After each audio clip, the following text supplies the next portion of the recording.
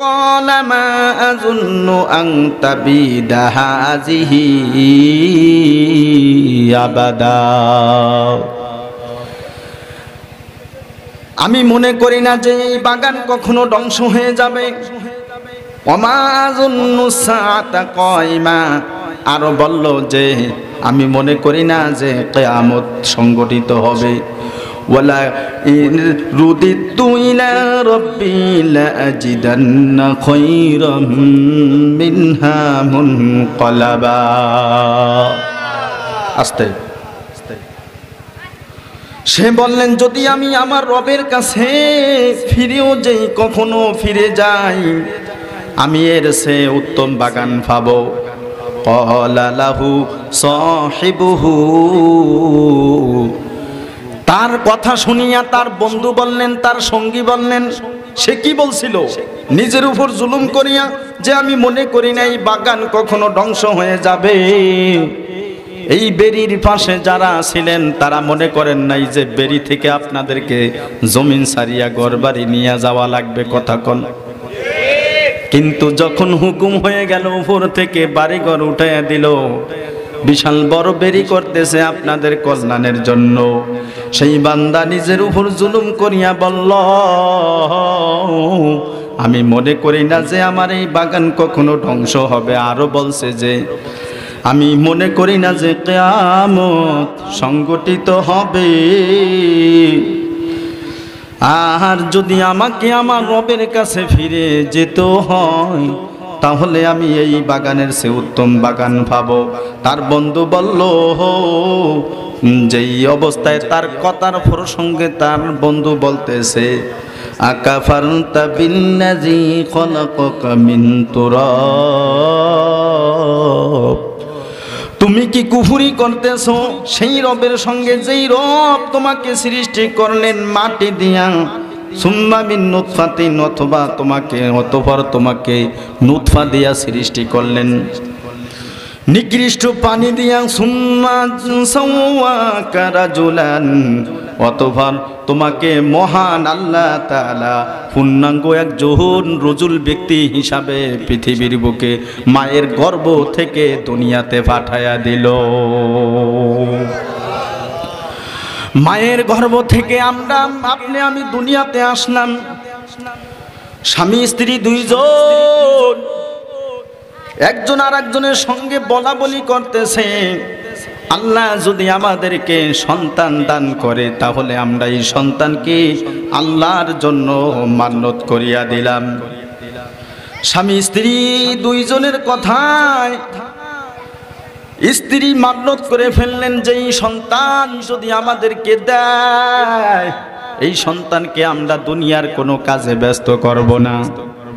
বহু মুসলমান নারীগণ নিয়ত করে বিবাহর আগে যদি আমার বিবাহ হয়, আল্লাহ যদি আমাকে সন্তান দেয়, ছেলে হইলে কোরআনের হাফেজ বানাবো, মেয়ে হইলে কোরআনের হাফেজা বানাইব। ছেলে হইলে তার থেকে কোনো কামাই খাবো না, শুধু একটু দোয়ার কামনা করে, কথা কর, একটু দোয়া করবেন। দাদা বলে দা নাতি তুমি আমার জন্য দোয়া করিও, নানা বলে নাতি তুমি আমার জন্য দোয়া করিও। বাবা ডাক দিয়া বলে ছেলে রে মাদ্রাসায় দিলাম, কামাই খাবার আশা নাই, তুমি শুধু আমাদের জন্য দোয়া করবা, রব্বির হামহুমা কামা রাব্বায়ানি সগীরা। স্বামী স্ত্রী দুইজন গভীর রাত, এই গভীর রাত্রে একজন আরেকজনের সঙ্গে কথা বলতেছে। রাত যত গভীর হয় দুনিয়ার দুয়ার বন্ধ হইয়া যায়, আল্লাহ রহমতের দুয়ার খুলিয়া যায়, মিলফেতুনির দুয়ার বন্ধ হইয়া যায়, আল্লাহ রহমতের দুয়ার খুলিয়া যায়, বাড়িঘরের দুয়ার বন্ধ হইয়া যায়, আল্লাহ রহমতের দুয়ার খুলিয়া যায়। রাত যত গভীর হয় মনটা তত নরম হইয়া যায়। হে মুসলমান যুবক বৃদ্ধ বাবাজি, আপনি বহু কষ্ট করে আজকে ওয়াজ মাহফিল তাফসীর মাহফিল শোনার জন্য আসলেন, রাস্তাঘাটে ঘোরার জন্য আসলেন না। অন্তরটাকে নরম করিয়া দেন। স্বামী স্ত্রী দুইজন গভীর রাত একজন আরেকজনের সঙ্গে পরামর্শ করিয়া বললেন, স্ত্রী বললেন, ইজ ক্বালাত ইমরাতু ইমরান রাব্বি ইন্নী নাযারতু লাকা মা ফি বাতনি মুহাররারান ফাতাকাব্বাল মিন্নী ইন্নাকা আনতাস সামিউল আলীম।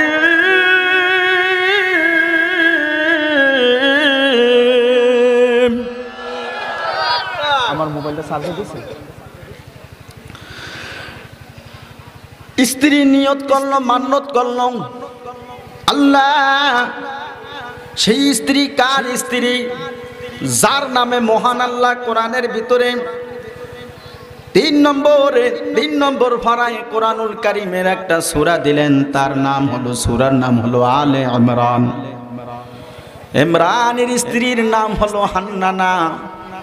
এই হান্নানা রাতের বেলা স্বামীর সঙ্গে পরামর্শ করিয়া মান্যত করলো আল্লাহর কাছে, রব্বি রব ইন্নী নাযারতু লাকা মা ফি বাতনি, নিশ্চয়ই আমি মান্যত করলাম যা আমার গর্বে আছে, ফাতাকাব্বাল মিন্নি, সুতরাং রব আপনি কবুল করেন আমার থেকে, ইন্নাকা আনতাস সামিউল আলিম, নিশ্চয়ই আপনি শোনেন এবং আপনি জানেন।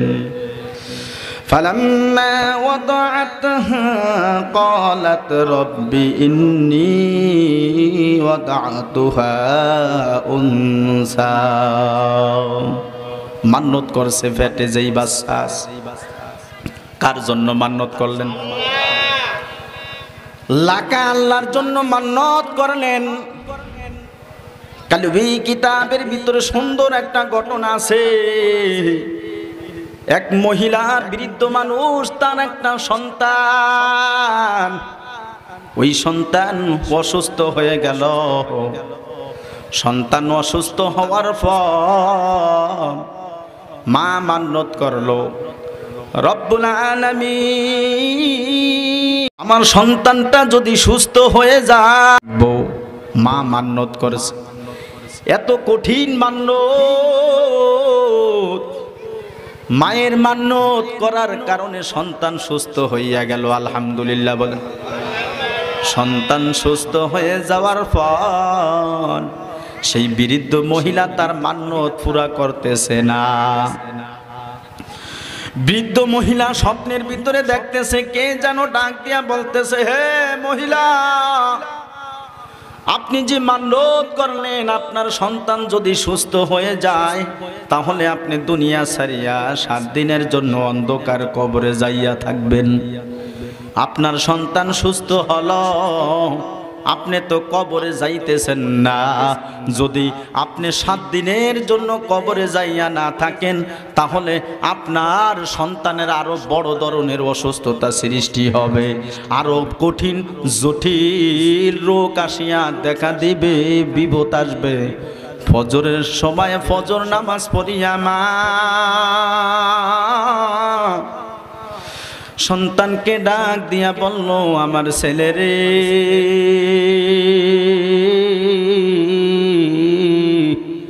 তুমি আমার জন্য একটা কবর বানাও, সেই কবরের ভিতরে আমি 7 দিন ধরিয়া থাকব।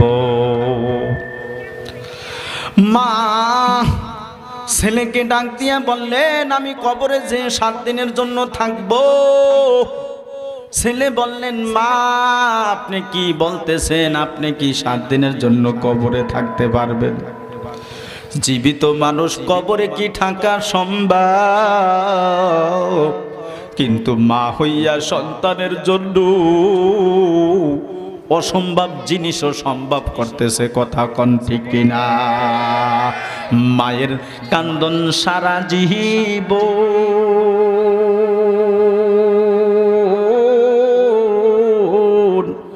বোনের কান্দন কয়েক দিনের গো, ঘরের বিবির কান্দন কয়দিন পরে থাকে না। দুঃখের দরদি আমার জনম দুঃখী মা, দুঃখের দরদি আমার জনম দুঃখী মা। মা সন্তানকে ডাক দিয়া বলল, আমার ছেলে তুমি কবর বানাও, কারণ তুমি অসুস্থ হওয়ার পর আমি মান্যত করেছি আল্লাহ যেন আমাকে সুস্থ করিয়া দেয়, তোমাকে সুস্থ করিয়া দেয়। তুমি তো ছেলে সুস্থ আছো, আমি কবরে যাইয়া থাকাই লাগবে। মায়ের কথায় সন্তান কবর বানাইলো, সেই কবরের ভিতরে তার মাকে নিয়ে শোয়া দিল। কবর দিয়ে সন্তান বাড়িতে চলে আসলো। গভীর রাত, আল্লাহর বান্দি কবরের ভিতরে দেখতেছে মাথার কাছ দিয়ে একটা সুরঙ্গ হয়ে গেল, একটা গর্ত হইয়া গেল। ওই কবরের ফাঁক দিয়া দেখি বড় একটা বাগান দেখা যায়। বাগানের ভিতরে একটা হাউস, ওই হাউসের পাশে দুইজন মহিলা বসিয়া রইল। দুইজন মহিলা বসিয়া রইছে। দুই মহিলা ডাক দিল, আসো আমাদের কাছে আসো। আল্লাহর বান্দি তার কবর থেকে ওই সুরঙ্গ দিয়া গর্ত দিয়া বের হইয়া দুইজন মহিলার কাছে যাইয়া আসসালামু আলাইকুম বলিয়া যখন সালাম দিলেন, তারা সালামের উত্তর দিল না। জিজ্ঞাসা করলেন, আপনারা সালামের উত্তর দিলেন না কেন? বললেন, সালাম দিলে সওয়াব, যে সালাম দেয় তার 90 নেকি হয়। বললেন, সালামের উত্তর দিল সওয়াব, আমাদেরকে সওয়াব থেকে নিষেধ করা হলো, আমরা সালামের উত্তর দিলাম না। এর ভিতরে দেখতেছে দুইটা পাখি উড়িয়ে আসতেছে। দুইটা পাখির একটা পাখি একজন মহিলার মাথার উপর আসিয়া তার ডানা দিয়া শুধু বাতাস করতেছে। দ্বিতীয় মহিলার মাথার উপর আর একটা পাখি আসিয়া ডানা দিয়া বাতাস করে আর উড়াল দিয়া দিয়া দেয়। দুইজন মহিলার দুই হালত। বৃদ্ধ মহিলা দুইজনকে জিজ্ঞাসা করলেন, একজনকে, আপনার এই কবরটা এত সুন্দর বাগান হওয়ার কারণ কি? বললেন, আমি নেককার ছিলাম, নেককার হওয়ার কারণে মহান আল্লাহ আমার কবরটাকে একটা বাগান বানায় দিল।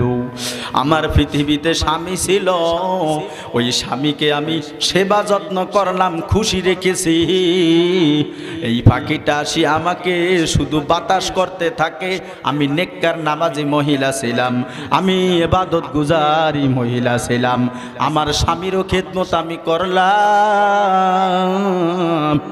আল্লাহ পাক আমার কবরটাকে একটা বেহেশতের টুকরা বাগান বানায় দিছে। দ্বিতীয় মহিলাকে বললেন, আপনার এই কবরের ভিতরে আপনার মাথার উপর বারবার পাখিতে ঠোকর দেয়, কেন দেয় বলেন? বললেন যে আমি একজন নেককার মহিলা ছিলাম, নামাজ রোজা করলাম, তাবলীগ করলাম, সব কিছু করলাম, ভালো কাজ করছি, কিন্তু স্বামীর নাফরমানি করতাম। স্বামীর কথা ঠিক মতো না মানার কারণে আমাকে শুধু পাখিটা ঠোকর দেয়। ও আল্লাহর বান্দি, আপনি যখন 7 দিন পর দুনিয়াতে যাবেন, তখন আমার স্বামী যদি আপনার কাছে আসে তাহলে আমারকে বলবেন মাফ করে দেওয়ার জন্য, কারণ স্বামীর খেদমত ঠিক মতো না করার কারণে আমার স্বামী অসুস্থ হওয়ার কারণে এই পাখিটা শুধু আমাকে ঠোকর দিতেছে। পাখিটা শুধু ঠোকর দেয়। এই কথার ভিতরে হঠাৎ করে দুইজন বৃদ্ধ মহিলাকে বলতেছেন, আপনার কবরে আপনি চলে যান। মহিলা তার কবরে চলিয়া আসলো। আসার পর এর ভিতরে 7 দিন চলিয়া গেল। 7 দিন শেষ হয়ে যাওয়ার পর তার ছেলে বহু মানুষ নিয়ে উপস্থিত হয়ে গেল। ওনারা সরেন এখান থেকে। বহু মানুষ নিয়ে উপস্থিত হয়ে গেল। তাড়াতাড়ি সরো। বহু মানুষ নিয়ে উপস্থিত হয়ে গেল। যেই মানুষগুলো উপস্থিত হইল, ওই মানুষের ভিতরে ওই মহিলার স্বামীও ছিল, যেই মহিলার মাথার উপর পাখিতে বারবার ঠোকর দেয়। ওই মহিলার স্বামী সেখানে ছিল, বারবার যার মাথার উপর ঠোকর দেয় মহিলা, ওই কবরের ভিতরে যার মাথার উপর ফাঁকিতে ঠোকর দেয়, ওই মহিলার স্বামীকে ডাক দিয়া বলতেছেন, ও আল্লাহর বান্দা, আপনার স্ত্রী পৃথিবীতে থাকা অবস্থায় নামাজি ছিল, কিন্তু আপনার স্ত্রী আপনাকে কষ্ট দিছে কথা দিয়া, ব্যবহার দিয়া, আলাপ চরিত্রে এবং বিভিন্ন সিস্টেমে আপনাকে কষ্ট দেওয়ার কারণে তার কবরের ভিতরে শুধু পাখিতে ঠোকর দিতেছে। আপনার স্ত্রীকে আপনি মাফ করিয়া দেন। আল্লাহর বান্দা বললেন, আমার স্ত্রীর প্রতি যদিও আমি অসন্তুষ্ট ছিলাম, যখন আপনি বললেন আমার স্ত্রী কষ্টে আছে, তাকে ফাঁকিতে শুধু ঠোকর দিতেছে, আমি স্বামী হইয়া আমার স্ত্রীকে আমি মাফ করিয়া দিছি। মাগফিরাত রত উম্মীদ আজ লুৎফে তু যাকে খুদ ফরমুদা হে লা তাকনাতু মির রাহমাতিল্লাহ ইন্নাল্লাহ ইয়াগফিরুয যুনুবা জামিআ ইন্নাহু হুয়াল গফুরুর রহিম।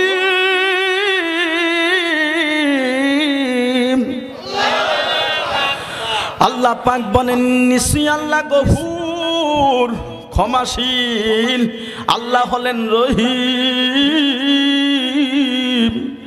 আল্লাহ হলেন রহমান।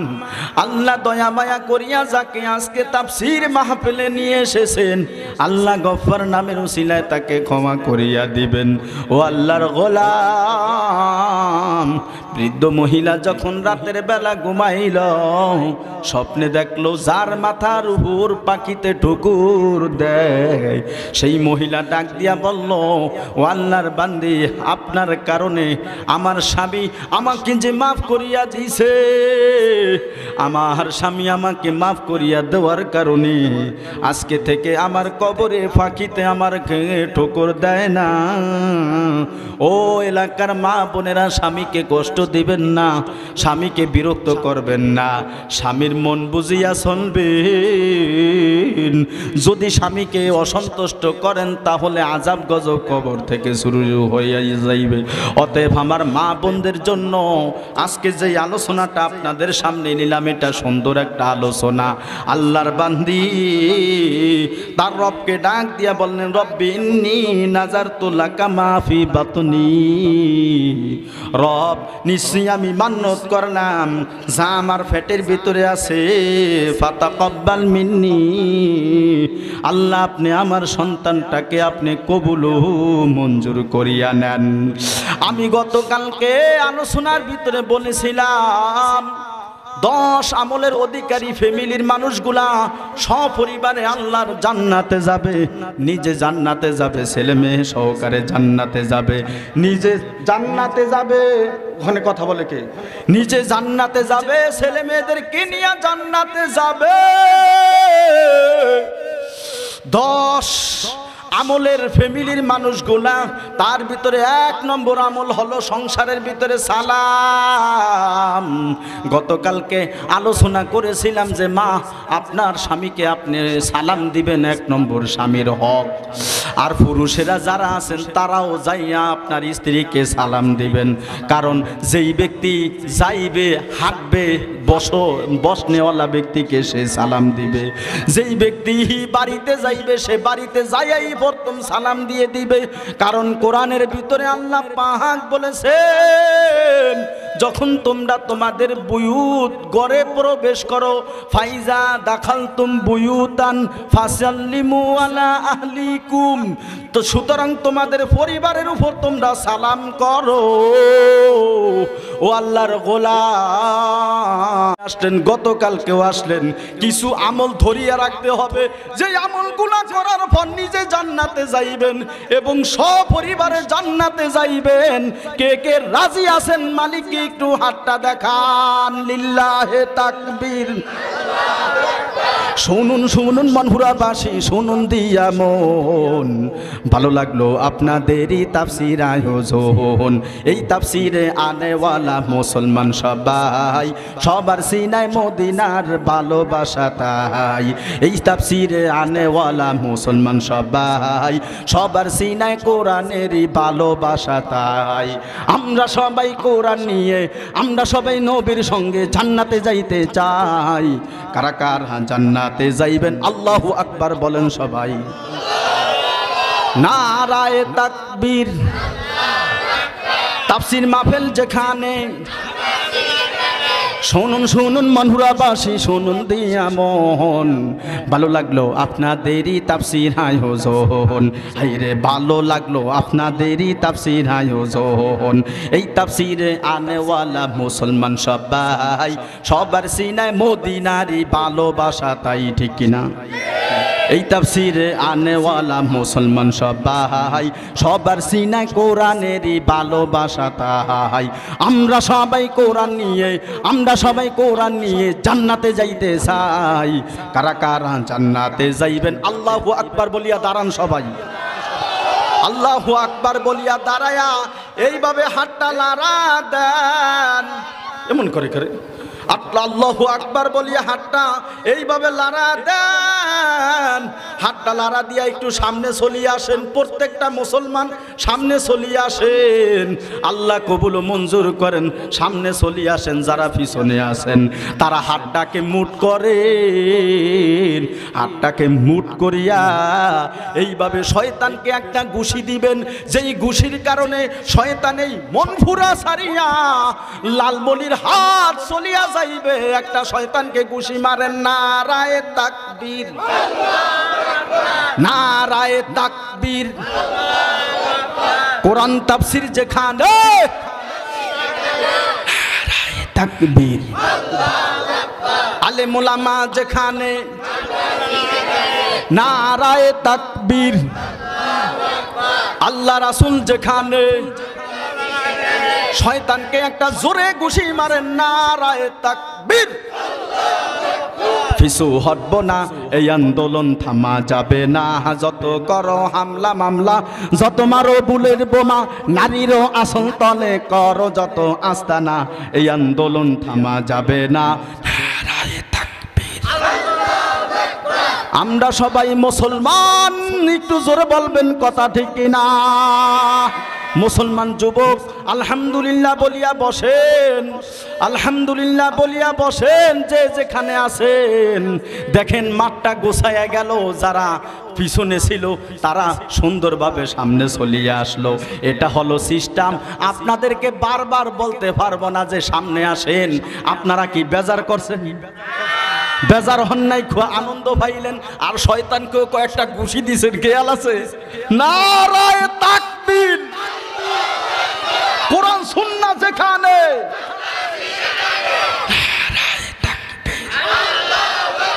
ও মুসলমান যুবক বৃদ্ধ বাবাজি, গতকালকে বললাম 9 নম্বর আমল পর্যন্ত গেছি। 10 নম্বর আমল হলো আল্লাহর কাছে দোয়া। বাড়িতে নামাজ পড়িয়া দোয়া করেন, নফল ইবাদত করিয়া দোয়া করেন, বাড়িতে বেশি বেশি দোয়া করেন, সন্তানের জন্য দোয়া করেন। আল্লাহ যেন সন্তানকে বিপদ আপদ থেকে হেফাজত করে, আল্লাহ যেন ফ্যামিলির ভিতরে সুখ শান্তি নাজিল করে, আল্লাহ যেন সঠিক বুঝ দান করিয়া সবাইকে নামাজি বানায় দেয়।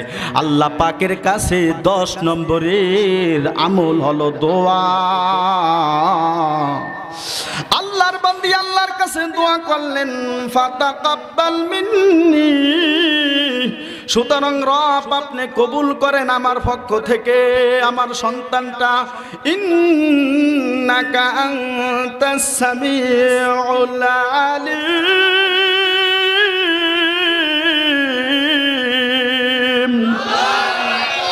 নিশ্চয়ই আল্লাহ আপনি শুনেন, আপনি জানেন। আল্লাহর কাছে দোয়া করলো, এখন সন্তানটা পেটের ভিতরে আস্তে আস্তে বড় হয়, সন্তানটা বড় হয়, এখন ভূমিষ্ঠ হওয়ার সময় হয়ে গেল। মেয়ে মানুষ, মহিলা মানুষ, ফালাম্মা ওয়াদাআতহা, সুতরাং যখন ভূমিষ্ঠ করলো তার বাচ্চাকে, ক্বালাত রব্বি ইন্নী ওয়াদাআতুহা উনসা, সে বললেন রব নিশ্চয়ই আমি ভূমিষ্ঠ করলাম মেয়ে সন্তান। বলেন মেয়ে সন্তান কি মসজিদের ইমাম হতে পারবে? মেয়ে ইমাম হতে পারবে না। আল্লাহ পাক ডাক দিয়া বললেন আল্লাহু আ'লামু বিমা ওয়াদাআত, আল্লাহ অনেক জানেন যা আপনি প্রসব করলেন।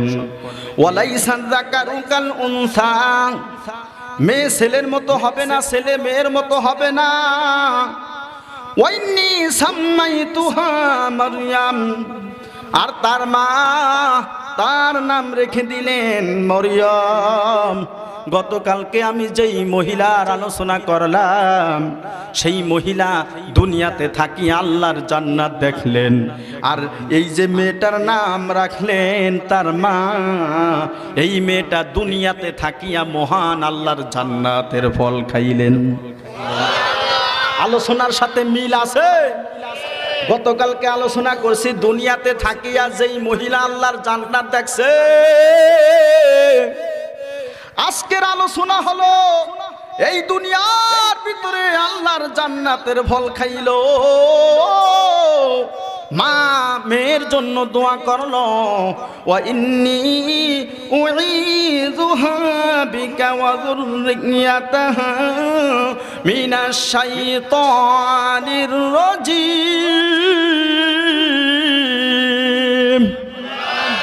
এবং আল্লাহর কাছে দোয়া করলো আল্লাহ তাকে আপনি হেফাজত করেন। শুধু তাকে না, আমার মেয়ের সন্তান হবে, এই মেয়ের সন্তানকেও আল্লাহ আপনি হেফাজত করিয়েন। দাদা দাদি নাতা নানা নানি নাতির মেয়ের জন্য দোয়া করে, আর দাদা ছেলের জন্য দোয়া করে, নাতি পুতির জন্য দোয়া করে। কথা কোন ঠিক না? সন্তানদের জন্য যেমন দোয়া করা লাগবে, সন্তানের সন্তান নাতি নাতনির প্রতিও দোয়া করা লাগবে, তাদেরকেও দিন শিখান লাগবে। আল্লাহর কাছে দোয়া কল নজরুনিয়াতাহা মিনাশ শাইতানির রাজীম, তার শয়তান সন্তানকেও আল্লাহ শয়তানের থেকে আপনি হেফাজত করিয়েন। ফাতাকাব্বালাহা রাব্বুহা বিকবুলিন হাসান, আল্লাহ পাক বলেন আল্লাহ তাকে কবুল করে নিলেন, সুন্দরভাবে কবুল করিয়া নিলেন। ওয়া আম্বাতাহা নাবাতান হাসানা, আর আল্লাহ পাক তাকে সুন্দরভাবে লালন পালন করতেছেন।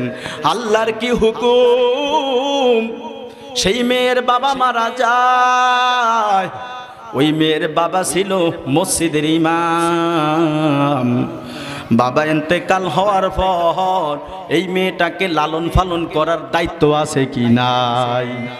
মা সন্তানের খরচ ঠিক মতো দিতে পারবে না। যদি বাবা থাকে সন্তানের খরচ ঠিক মতো দিতে পারে, কিন্তু এই মেয়েটার বাবা দুনিয়াতে নাই। এখন এই মেয়েটাকে কে লালন পালন করবে? এখন আল্লাহ পাক একটা সিস্টেম করিয়া দিল, এই মেয়েটাকে লালন পালন করার একটা সিস্টেম। ওমা কুনতা লাদাইহিম ইয ইউলকুনা আকলামাহুম আইয়ুহুম ইয়াকফুলু মারইয়াম, যে এই সন্তানটাকে লালন পালন করবে একটা লটারি দিলেন। লটারিটা হলো কলম নদীর ভিতরে নিক্ষেপ করবে। বেশ কয়েকজনে কলম নদীর ভিতরে নিক্ষেপ করলো, যার কলম স্রোতের উল্টা ঠেলবে, কথা বোঝেন, দক্ষিণ দিকে বাটা পানি যাইতেছে, কলমটা সারিয়া দিল কিন্তু কলমটা উত্তর দিকে যায়, যার কলম উল্টা যাবে সেই এই বাচ্চাকে লালন পালন করার দায়িত্ব পাইবে। আল্লাহ পাক বান্দার ভিতরে সুন্দর একটা সিস্টেম করিয়া দিল, ওই লটারির ভিতরে তার খালু জানের কলমটা উল্টা যাইতেছে, সুবহানাল্লাহ বল। তার খালু জান এমন একজন মানুষ ছিলেন, তিনিও তার সন্তানের জন্য আল্লাহর কাছে দোয়া করেছিলেন। হুনালিকা দাআ যাকারিয়া রাব্বাহু ক্বালা রাব্বি হাবলি মিন লাদুনকা যুররিয়াতান তাইয়্যিবা ইন্নাকা সামিউদ দুআ।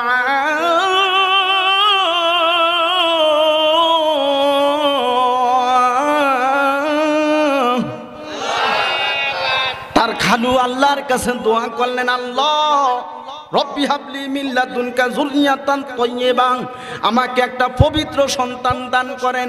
ইন্নাকা সামিউদ দুআ, আল্লাহ আপনি দোয়া শুনেন, আপনার কাছে সন্তান চাইলে পাওয়া যায়। ওহো ও বান্দারিরা মাজারে যাইয়া সন্তান চায়, কিন্তু আল্লাহর বান্দা আল্লাহর পয়গাম্বার আল্লাহর কাছ থেকে দোয়া করলেন, আল্লাহ আপনি পবিত্র সন্তান দিয়া দেন। আল্লাহর বান্দা আল্লাহর বান্দার দোয়া আল্লাহ পাক কবুল করলেন। আল্লাহ পাক তাকে ইয়াহইয়া নামে একজন সন্তান দান করিয়া দিলেন। আল্লাহর বান্দার কলমটা যখন নদীর ভিতরে ছাড়িয়া দিল, ওই কলমটা বাটায় যায় না, উল্টা ঠেলিয়া আসে। ওই মেয়েকে লালন পালন করার দায়িত্ব তার খালুই পেয়ে গেল, জোরে বলেন আলহামদুলিল্লাহ। ওই সময় মসজিদে আকসা বাইতুল মুকাদ্দাসের ইমাম ছিল তার খালু। ওই বাইতুল মুকাদ্দাসের ঘরের ভিতরে একটা রুম করিয়া দিল, ওই রুমের ভিতরে আল্লাহর বান্দি ছোট্ট মেয়েটা ঝাড়ু দিয়া পরিষ্কার পরিচ্ছন্ন করিয়া রাখি। ও আল্লাহর গোলাম, রসুলের জমানায় একজন মহিলা আল্লাহর ঘর মসজিদ ঝাড়ু দিয়া রাখতো, রাতের বেলা সেই মহিলা মারা যায়, সাহাবায়ে কেরাম তাকে রাতের বেলা দাফন কাফন করে। সকাল হলে ফজর নামাজ পড়িয়া আল্লাহ রসুল সাহাবায়ে কেরামদের দিকে ফিরিয়া বললেন, ও সাহাবীরা, রাতের বেলা আমি জান্নাতের ভিতরে দেখলাম ওই মহিলা, যেই মহিলা আল্লাহর ঘর ঝাড়ু দেয় দিয়া পরিষ্কার করিয়া রাখতো, বললেন হুজুর রাতের বেলা সেই মহিলা মারা গেল। আল্লাহর ঘরকে পরিষ্কার পরিচ্ছন্ন করে রাখার কারণে আল্লাহ তাকে জান্নাত দান করিয়া দিছে। এই মসজিদের ইমাম আছে আলহামদুলিল্লাহ, মুসল্লি ভাই আগে আসছেন, মসজিদটাকে ঝাড়ু দিয়া পরিষ্কার করিয়া রাখেন, মাদ্রাসা পরিষ্কার পরিচ্ছন্ন করিয়া রাখবেন। আপনাদের কাছে আমি আকুল আবেদন রেখে দিলাম, হুজুরদেরকে বিরক্ত করবেন না, হুজুরদেরকে বিরক্ত ভাব দেখাইবেন না, কারণ হুজুর হইতে অনেক কষ্ট, আলেম হইতে অনেক কষ্ট, হাফেজ হইতে অনেক কষ্ট। মন চাইলে আলেম হওয়া যায় না, মন চাইলে হাফেজ হওয়া যায় না, কথা বলেন ঠিক কিনা? বহু ধনী মানুষ আফসোস করিয়া বলে সম্পদের অভাব নাই, কিন্তু আমাদের সন্তান আলেম বানাই নাই। গত রাতের আগের রাত্রে আমি যেখানে মাহফিল করেছিলাম, যেই বাসায় খানা খাইলাম, ওই মুরব্বী অনেক ধনী মানুষ, তার সন্তানদেরকে মাদ্রাসায় পড়াইয়া হাফেজ আলেম বানাইল। তার চাচা তাদের সন্তানকে হাফেজ বানায় নাই, আলেম বানায় নাই, মাদ্রাসায়ও পড়ায় নাই, অ্যাডভোকেট বানাইছে। তার সন্তানেরা ফল ফ্রুট আনিয়া ফ্রিজের ভিতরে রাখিয়া তালা মারিয়া রেখে দেয়, বাবা মার হাতে দেয় না। আফসোস করিয়া বলতেছে, আহারে আমরা যখন তোমাদেরকে মাদ্রাসায় দিল তখন আমরা নিষেধ করলাম মাদ্রাসায় দেওয়ার জন্য, এখন দেখি আমরা জেনারেল লাইনে আমাদের সন্তানদেরকে শিখায়া এখন দেখি তারা খাদ্য সব তালা মারিয়া রাখে, কিন্তু তোমরা তোমাদের আব্বা আম্মার সেবা সুন্দরভাবে করো। হারায়া আফসোস করতেছে, কথা কয় না। আগে চিন্তা করা দরকার ছিল।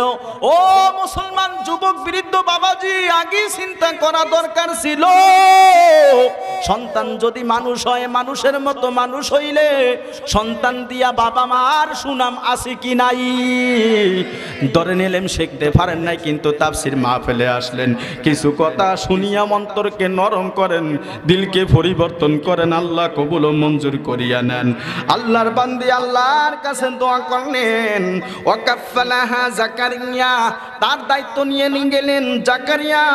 কুল্লামা দাখালা আলাইহা জাকারিয়াল মিহরাব, যখনই জাকারিয়া ওই মেয়েটার রুমের ভিতরে ঢুকিয়া যায়, দেখাশোনা করার দায়িত্ব যিনি নিলেন তিনি মাঝে মধ্যে রুমের ভিতরে যায়, যাইয়া দেখে ওয়াজাদা ইনদাহা রিজকা, তার কাছে মহান আল্লাহর দেওয়া রিজিক। আল্লাহু আকবার কোন।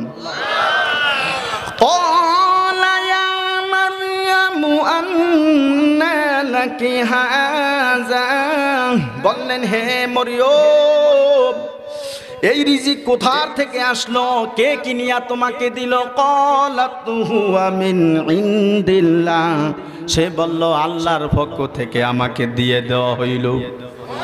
আল্লাহ জান্নাতি ফল ওই যুবতী মেয়েকে খাওয়াইলেন, আল্লাহওয়ালা মেয়েকে খাওয়াইলেন। মারহাবা কোন। ইন্নাল্লাহা ইয়ারযুকু মান ইয়াশাউ বিগাইরি হিসাব,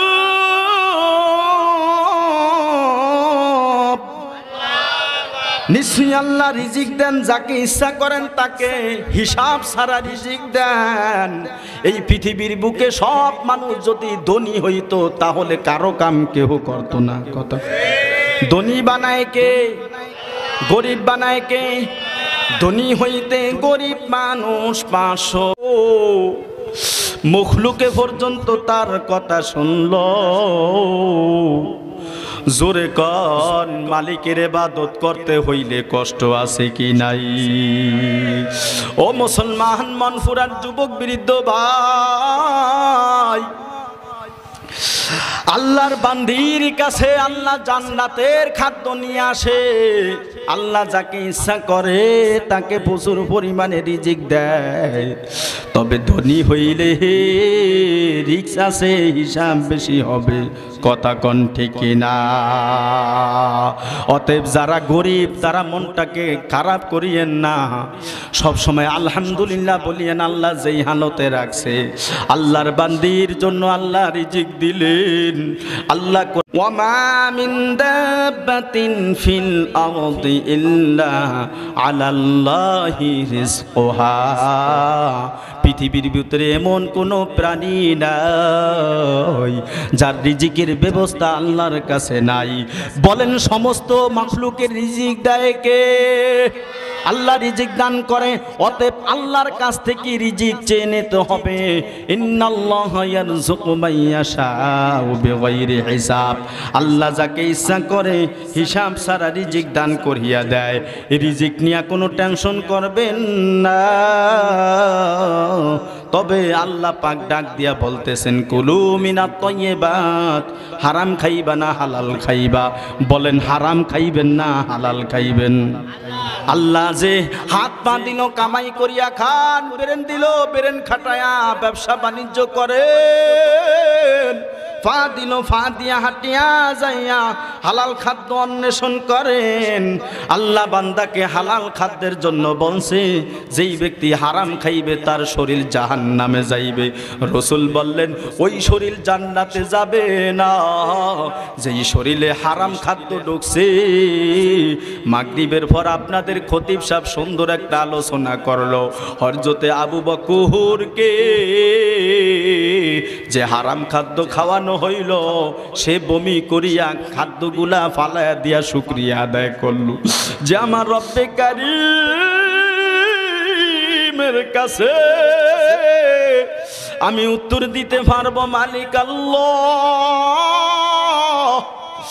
আমি হালাল হারাম খাদ্য পেটের ভিতরে গেছে, আমি বমি করি আঙ্গুল দিয়া গলার ভিতর থেকে বাহির করিয়া হারাম খাদ্য বাহির করিয়া দিলাম। হে আল্লাহর বান্দা, মরিচ দিয়া লবণ দিয়া যদি চিবাইয়া ভাত খান তাও জীবন যাবে, আর যদি আপনি গোস্ত দিয়া ভাত খান তাও জীবন যাবে। কথা কয় না? তো আপনি হালাল খাদ্য খাইবেন, কষ্ট হোক নরমাল হোক কোনো অসুবিধা নাই। কে কে রাজনী আছেন একটু হাতটা দেখান। নারায়ে তাকবীর। হালাল খাদ্য যেখানে, হাতটা নামান, আল্লাহুম্মা আমিন বলেন। আল্লাহ আজকে যারা তাফসীর মাহফিলে আসলো বসলো ঢুকিয়া গেল, প্রত্যেকে হালাল খাদ্য খাওয়াইও। আল্লাহ হারাম খাদ্য থেকে তুমি হেফাজত করিও। আল্লাহর বান্দির সামনে আল্লাহ পাক জান্নাতি খাদ্য পৌঁছায়া দিতেছে। আল্লাহর বান্দি রুমের ভিতরে থাকে, হঠাৎ করিয়া আল্লাহর বান্দির সামনে একজন যুবক এসে গেল। আল্লাহর বান্দির কাছে যুবক আসিয়া পর্দার আড়াল থেকে যুবক যখন দেখলো, দেখার পর বলল, এ আল্লাহর গোলাম তুমি আল্লাহকে ভয় করো। সে বলল, বাসারাং সাউইয়া, মানুষের সুরত ধরিয়ে আসলো। ওই যুবতী তার ঘরের ভিতরে, ওই যুবতীর ঘরে, ওই যুবতীর রুমের ভিতরে যুবক মানুষের সুরত ধরিয়া যখন আসলো, তখন সে আল্লাহকে ভয় করার জন্য বলছে। সাথে সাথে যুবক পিছনে সরিয়া বলতেছে, তুমি ভয় করিও না, আমি মানুষ না, আমি হলাম ফেরেশতা। আমি তোমাকে একটা সন্তানের সুসংবাদ দেওয়ার জন্য আসলাম। বললেন, আমার বিবাহ হয় নাই, ওয়ালাম ইয়ামসাসনি বাশার, মানুষ আমাকে স্পর্শ করে নাই, ওয়ালাম আকু বাগিয়া, আর আমি একজন বেবিচারিণীয় মহিলা নয়, আমার কিভাবে সন্তান হবে? আল্লাহ পাক বললেন, আল্লাহ পাকের ইচ্ছা তোমার সন্তান হবে। ফেরেশতা ডাক দিয়া বললেন যে আল্লাহর কাছে বাপ ছাড়া সন্তান দেওয়া হলো সহজ। যেমন আদম আলাইহিস সালামের বাবা ছিল না, মা ছিল না, মা বাবা ছাড়া আপনার আমার আদি পিতা আদম নবীকে বানাইলো কে? আল্লাহ যেহেতু আদম আলাইহিস সালামকে বানাইলো, মা হাওয়া আলাইহিস সালামকে বানাইলেন আদমের বাম পাজর থেকে। মা নাই বাবা নাই, আল্লাহ মানুষ বানাইলো মা বাবা ছাড়া, কিন্তু এই সন্তানটাকে বাবা ছাড়া বানাইবে আল্লাহ। আল্লাহ বললেন, এটা আমার কাছে সহজ। কথা বলতেছে এর ফাঁকি একটা ফু দিয়া দিল, তাফসীরের কিতাবে লেখ। ওই ফুর সঙ্গে সঙ্গে তাহার পেটের ভিতরে মহান আল্লাহ একটা রুহু ঢুকায়া দিল। জোরে কোন মারহাবা। ومريم عمران التي أحصنت فرجها فنفخنا فيه من روحنا وصدقت بكلمات ربها وكتبه وكانت من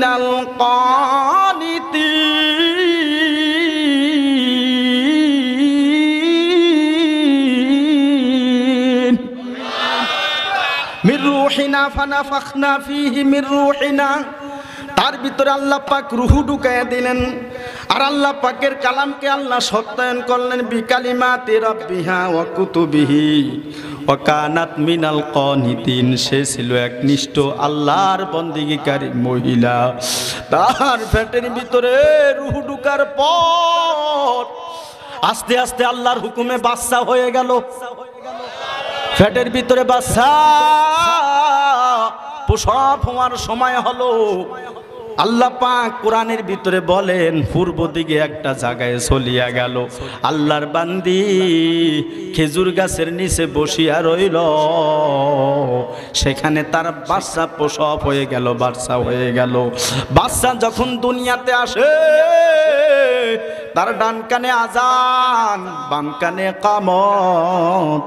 গতকালকে আমরা যখন এই সার্ভিস দিয়ে আপনাদের মনপুরা আসতেছিলাম, একজন বৃদ্ধ মহিলা ছোট্ট একটা বাচ্চা নিয়ে আমার কাছে আসিয়া বললেন, হুজুর আমি দোয়া করব, এই বাচ্চাটার কানে একটু আজান দিয়া দেন। আমি তার কানের ভিতরে আজানে কামত দিয়া দিলাম। ছোট বাচ্চা যখন জন্মগ্রহণ করেন মুসলমানের সন্তান হিসাবে ডান কানে আজান বাম কানে কামত, তারে আজানে কামত শোনায়া দেন। ওই বাচ্চা বনিষ্ঠ হইল, মায়ের খাদ্যের প্রয়োজন হইল। আল্লাহ পাক ডাক দিয়া বললেন, ও আমার বান্দি চিন্তা করিও না, খেজুর গাছের ডাল দরিয়া লারা দিবা, বড়ি যেমন ভরে খেজুর গাছ থেকে খেজুর তেমন ভরিয়া যাইবে। তুমি খেজুর খাইবা আর আমি নহর জারি করিয়া দিলাম, ওই নহর থেকে তুমি পানি খাইবা। কুররাতু আইনুল্লি ওয়ালাক, তোমার নিজের চক্ষু শীতল করো। কুলু ওয়াশরাবি ওয়াকরি আইনা, খাও এবং পান করো, চক্ষু শীতল করো। বলেন খাদ্য দিল কে? বান্দাকে খাদ্য খাওয়ার জন্য দিছে। বান্দা খাদ্য খাবে আল্লাহর নাম নিয়া, খাদ্য শেষ করবে আল্লাহর নাম নিয়া। খাদ্য খাওয়ার শুরুতে বিসমিল্লাহ বলিয়া খাদ্য খাইবেন, খাদ্য খাওয়ার শেষে আলহামদুলিল্লাহ বলবেন। আল্লাহর পয়গাম্বার মেহমানের মেহমানদারি করতেন। ইহুদি আল্লাহর পয়গাম্বারের মেহমান হয়ে গেল, সে আল্লাহর নাম নিয়া খাইল না। বললেন খানা থেকে ওঠো, তুমি কেন আল্লাহর নাম নিলা না? সে খানা থেকে উঠিয়া চলিয়া যাইতেছে। আল্লাহ পাক ডাক দিয়া বললেন, আমার পয়গাম্বার তাড়াতাড়ি ওই গোলামকে আপনি ডাকিয়া নিয়ে আসেন, সে যেন খানা খায়। কারণ আমি এই বান্দাকে এই বান্দাকে বছরের পর বছর ধরিয়া খাওয়াই, আপনি শুধু বিসমিল্লাহ না বলার কারণে খাদ্য দিতেছেন না। আল্লাহর পয়গাম্বার তাকে তালাশ করিয়া আনি আবার খাদ্য খাওয়াইতে বসায় দিল। জোরে কোন আলহামদুলিল্লাহ। কোনো ব্যক্তি যদি খাদ্য খায়, খাদ্যর শুরুতে আল্লাহর নামও বলে যায়, ওয়াজকুর রাব্বাকা ইযা নাসিতা, যখন সে আল্লাহকে ভুলে যাবে সাতানা মিনাল পয়গাম্বার ওই ব্যক্তিকে আসি আবার খাদ্যে বসায় দিল। আলহামদুলিল্লাহ কন্যা। এ ভাইজান আপনি উঠলেন কেন? মাহফিলে যারা আছেন একটা লোক উঠবেন না, কারণ এই মাহফিল থেকে লোক যদি ওঠে তাহলে এই মাহফিলটা একটু সমস্যা হয় কিনা? কথা বলেন, সমস্যা হয় কিনা? এখন আমাকে বলেন যে হুজুর যার পেশাব বেশি ডায়াবেটিস, তো তারে তো ছাড়তেই হবে, কথা কন। তবে সিস্টেম আছে, তাফসীর মাহফিল ক্লাসে বসলে তো আপনার যদি টয়লেটের প্রয়োজন হয় 2 আঙ্গুল দেখাইবেন, পেশাবের প্রয়োজন হইলে 1 আঙ্গুল। তো গ্রামগঞ্জে অনেকে বিড়ি টানে, তো বিড়ি টানার লাই উঠলে 2-3 আঙ্গুল দেখায়েন। তো একজনে বললেন, হুজুর আপনারা তো পান খান, আমরা বিড়ি খাই, তো পান খাওয়ার দোয়াটা কোনছে? তো হুজুরে বললেন, আল্লাহুম্মা বারিক লানা ফিমা তাম্বুলানা। ওই লোক বলল, আমরা বিড়ি খাই তাও দোয়া কই, আল্লাহুম্মা বারিক লানা ফিমা বিড়ি টানা।